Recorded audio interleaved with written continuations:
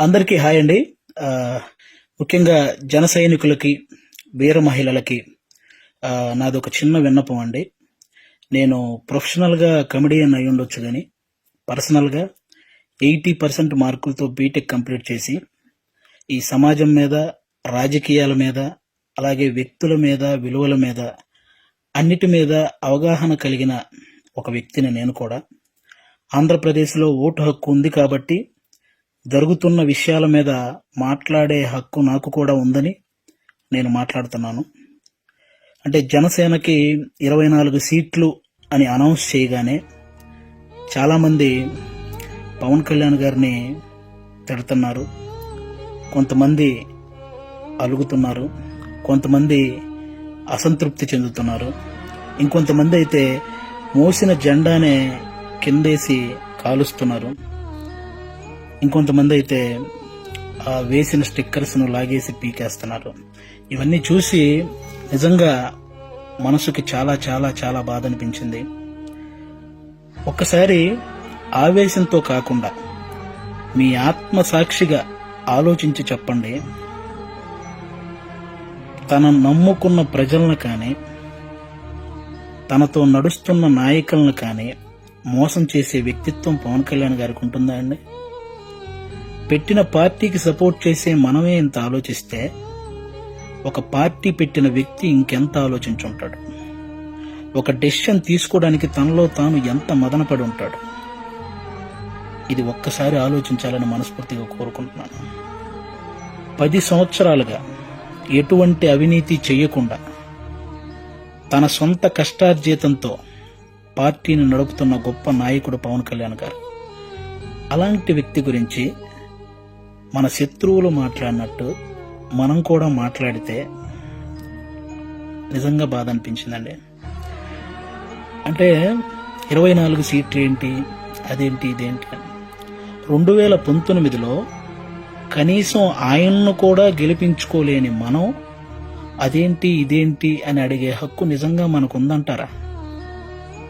అరే, చిన్న పరీక్ష ఫెయిల్ అయితేనే ఇంట్లో నుంచి ఒక 10 రోజులు బయటికి రాము.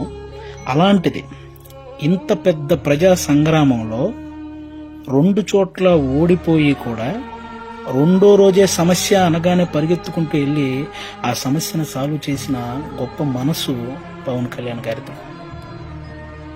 తన పిల్లల కోసం బ్యాంకులో దాచిన డబ్బును కూడా తీసి కౌలు రైతుల కష్టాలు తీర్చిన పవన్ కళ్యాణ్ గారి గురించా మనం ఇలాంటివన్నీ మాట్లాడేది. ఎన్నో సమస్యల మీద ఎంతో మందికి ఎన్నో రకాలుగా సహాయం చేసిన వ్యక్తిత్వం. రోజుకు 2 కోట్లు తీసుకునే ఒక స్టార్ హీరో సంపాదించిందంతా సహాయ కార్యక్రమాలకే పెట్టేసి ఆల్మోస్ట్ అప్పు చేసి మరీ ఒక పార్టీని నడుపుతున్నాడని మీలో ఎంతమందికి తెలుసు? అలాంటి పవన్ కళ్యాణ్ గారి గురించి మనం ఎలా పడితే అలా మాట్లాడేస్తున్నాం. దేశంలో ఇన్ని రాజకీయ పార్టీలు ఉన్నాయి, ఇంతమంది రాజకీయ నాయకులు ఉన్నారు. ఎవరైనా సరే మేము అధికారంలోకి వస్తే అది చేస్తాం ఇది చేస్తాం అనేవాళ్లే కానీ ప్రతిపక్షంలో ఉండగా ఏనాడైనా వాళ్ళ జేబులో నుంచి 1 రూపాయి తీసి ఎవరికైనా సహాయం చేశారా? అలా సహాయం చేసిన ఏకైక రాజకీయ నాయకుడు పవన్ కళ్యాణ్ గారు. అలాంటి వ్యక్తిని పట్టుకొని మనం కులాన్ని తాకట్టు పెట్టాడు, పార్టీని తాకట్టు పెట్టాడు, ప్యాకేజ్ తీసుకున్నాడు అని చాలా ఈజీగా అనేస్తున్నాం. అమ్మలాంటి కులాన్ని, పార్టీని తాకట్టు పెట్టే వ్యక్తే పవన్ కళ్యాణ్ గారు. డబ్బుకు అమ్ముడుపోతాడా? ప్రతిపక్షంలో ఉన్న టీడీపీ కంటే అధికార పక్షంలో ఉన్న వైసీపీ దగ్గరే ఎక్కువ డబ్బు ఉంటది కదా, మరి అమ్ముడుపోయే వ్యక్తి అయితే వాళ్లే కొనుక్కోవచ్చు కదా. ఎందుకండి ఈ మాటలు? పవన్ కళ్యాణ్ గారు ప్రజలు పంచే ప్రేమకు బానిస కానీ నాయకులు పంచే డబ్బుకి ఎప్పటికీ బానిస కాడు, అవ్వడు. అభిమానించటం అంటే మనకు అనుకూలంగా ఉన్నప్పుడు జై కొట్టడం, అనుకూలంగా లేనప్పుడు బాయ్ చెప్పడం కాదండి. ఒక నాయకుడు ఎలాంటి డెసిషన్ తీసుకున్నా దానికి కట్టుబడి ఉండటాన్నే అభిమానించటం అంటారు. అదే నిజమైన అభిమానం అంటారు. అలా ఉండగలగాలి. ఎవరో రెచ్చగొట్టే మాటలు, మన మీద కావాలని చూపించే జాలికి వాటిని చూసి మన నాయకుడిని మనమే ఎప్పుడు తక్కువ చేసి మాట్లాడకూడదు. అలాగే టీడీపీ కార్యకర్తలకు కూడా నా నుంచి ఒక చిన్న విన్నపం అండి. 2014లో ఒక్క సీటు కూడా ఆశించకుండా పూర్తి మద్దతు చంద్రబాబు నాయుడు గారికి ప్రకటించారు. ఆ త్యాగాన్ని గుర్తించాలని మనస్ఫూర్తిగా కోరుకుంటున్నాను. అలాగే 2023లో 14 సంవత్సరాలు ముఖ్యమంత్రిగా చేసిన ఒక వ్యక్తిని, పేద కుటుంబాల్లో ఎంతోమంది పేద విద్యార్థులు వాళ్ళు ఐటీ జాబ్ చేయొచ్చు, అమెరికాలోకి వెళ్ళి సెటిల్ అవ్వచ్చు అని ఈ ఐటీని తెలుగు రాష్ట్రాల్లో ప్రతి ఒక్కరికి పరిచయం చేసినటువంటి చంద్రబాబు నాయుడు గారు లాంటి వ్యక్తి ఒక 70 ఏళ్ల పైబడిన వ్యక్తిని జైల్లో పెడితే నిజంగా చాలా మందికి బాధ అనిపించింది. అలాగే పవన్ కళ్యాణ్ గారు అక్కడికి వెళ్ళి కలవడం జరిగింది. పొత్తు అనేది పెద్ద సభలు పెట్టి ఆడంబరంగా చేసుకోవచ్చు, కానీ అలాంటి ఆడంబరాలు కోరుకోలేదు. అక్కడ కష్టాన్ని చూశాడు. ఆ జైలు ముందుకు వచ్చి అక్కడే పొత్తును ప్రకటించాడు. ప్రకటించిన వెంటనే జన సైనికులందరికీ ఏం చూసించాడో తెలుసా? అవసరంలో మనం ఆదుకున్నాం కాబట్టి అనవసరంగా టీడీపీని ఎవరైనా తక్కువగా మాట్లాడడం కానీ తప్పుగా మాట్లాడడం కానీ చేయొద్దని జన సైనికులందరికీ సూచించారు. ఒక సభలో మనం మాట్లాడేటప్పుడు జనసేన టీడీపీ అని సంబోధిద్దాం, వాళ్ళు మాట్లాడేటప్పుడు టీడీపీ జనసేన అని సంబోధిస్తారు అని కూడా చెప్పి కార్యకర్తల్లో ఒక ఉత్సాహాన్ని నింపారనమాట. అంటే ఒక పొత్తు ధర్మాన్ని ఇంతకంటే నిజాయితీగా పాటించే వ్యక్తి ఎవరైనా ఉంటారా? ఎక్కువ సీట్లు తీసుకొని ఇన్నే గెలిచాడా అనిపించుకోవటం కంటే తక్కువ సీట్లు తీసుకొని అన్నీ గెలిచాడు అనిపించుకోవటం కరెక్ట్ అని భావించి 24 సీట్లకే పరిమితం అయ్యారు. కాబట్టి టీడీపీ కార్యకర్తలందరికీ రేపొద్దున ఆ 24 చోట్ల టీడీపీ కార్యకర్తల ఓటు ట్రాన్స్ఫర్ ఖచ్చితంగా జనసేనకు జరగాలి.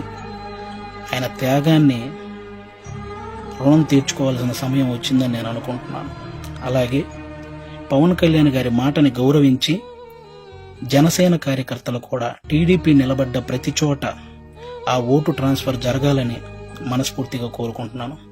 చాలా మందికి ఈ 24 సీట్లు ఏంటి అదేంటి అని అసంతృప్తిగా ఉన్న వాళ్ళకి ఒక చిన్న ఎగ్జాంపుల్ చెప్తాను. మహేంద్ర సింగ్ ధోని క్రికెటర్ మీ అందరికీ తెలుసు. ఆయన వచ్చిన కొత్తలో స్టార్టింగ్లో డక్అవుట్ అయ్యాడు. ఆ తర్వాత మంచి మంచి షాట్లు కొట్టి ఒక 24 పరుగులు చేశాడు. ఇతనిలో గేమ్ ఉంది అని అందరికీ తెలిసేలా చేశాడు. ఆ తర్వాత గేమ్ చేంజర్ అయ్యాడు. ఆ తర్వాత గేమ్ విన్నర్ అయ్యాడు. ఫైనల్గా క్రికెట్నే శాసించాడు. మన నాయకుడు కూడా అంతే. స్టార్టింగ్లో 2 చోట్ల ఓడిపోయి ఉండొచ్చు. ఇప్పుడు 24 సీట్లతో అసెంబ్లీలోకి 21 సీట్లతో అసెంబ్లీలోకి వెళ్ళొచ్చు, 3 పార్లమెంట్ సీట్లు గెలవచ్చు. రాజకీయం బాగా తెలిసినవాడు అని అందరూ అనుకోవచ్చు. ముందు ముందు ఆయనే గేమ్ చేంజర్ అవ్వచ్చు, ఆయనే గేమ్ విన్నర్ అవ్వచ్చు. మీరు చూస్తుండగానే ఈ రాజకీయాల్ని శాసించవచ్చు. కాబట్టి ఎప్పుడు ఎవరిని తక్కువగా అంత ఈజీగా ఒక పార్టీ నడిపే అధ్యక్షుడు ఎంత ఆలోచించుంటే ఇవన్నీ చేస్తుంటాడని గుర్తుపెట్టుకుని మాట్లాడాలని మనస్ఫూర్తిగా కోరుకుంటున్నాను. ఆయన నిలబడ్డ 24 సీట్లు గెలిపించి ఒక మంచి పొజిషన్లో ఉంచండి. మన మనసులో ఉన్న పొజిషన్కి ఆయనే చేరుకుంటారు. థ్యాంక్ యూ అందరికీ. అంటే 10 సంవత్సరాల నుంచి పార్టీ నడుపుతున్న ఒక వ్యక్తికి 10 సీట్లు తగ్గగానే ఎలా పడితే అలా మాట్లాడుతుంటే 2 డేస్ నుంచి ఏం చేయాలో అర్థం కాక ఒకసారి నేను మాట్లాడాలనిపించి మాట్లాడాను. తప్పు మాట్లాడుంటే క్షమించండి, కరెక్ట్ మాట్లాడుంటే కన్విన్స్ అవ్వండి. Thank you. జై హింద్, జై జనసేన. Thank you.